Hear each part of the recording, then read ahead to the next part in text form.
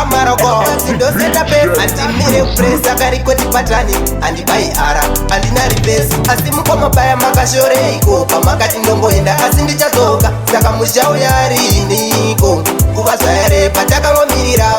pamukuru makashoreiko pamakati ndomboenda asi ndichadzoka saka muchauya riniko kuvazvayare patakangomirira ndangariro misodzi pamatama mukoma ndakusuwai mupfungwa zvipere dai zvakaitika nepamwewo pamwe dai tiri tese tichifarawo munyama here kana izhanga izvi ndokutuma kuti musauya kumba pamwe imwe yedzinza ndoinokutuma mani musachinja mugoma wangu asi mukoma baya makashoreiko pamakati ndongoenda asi ndichadzoka saka muchauya riniko kuvazvayare patakangomirira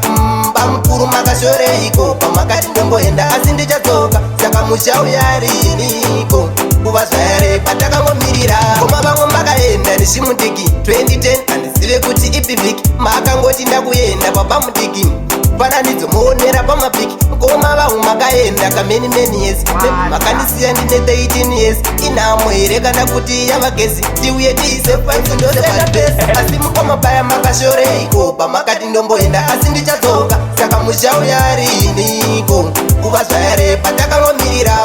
pamukuru makashoreiko pamakati ndomboenda asi ndichadzoka saka muchauya riniko kuvazvayare patakangomirira ndangariro misodzi pamatama mukoma ndakusuwai mupfungwa zvipere dai zvakaitika nepamwewo pamwe dai tiri tese tichifarawo munyama here kana izhanga izvi ndokutuma kuti musauya kumba pamwe imwe yedzinza ndoinokutuma mani musachinja mugoma wangu asi mukoma baya makashoreiko pamakati ndomboenda asi ndichadzoka saka muchauya riniko kuvazvayare patakangomirira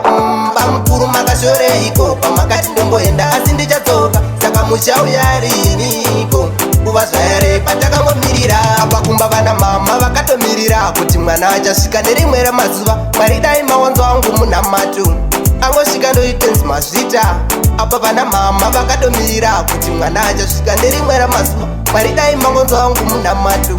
angosvika ndoritenzi mazvita asi mukomabaya makashoreiko pamakati ndomboenda asi ndichadzoka saka muchauya riniko kuvazvayare patakangomirira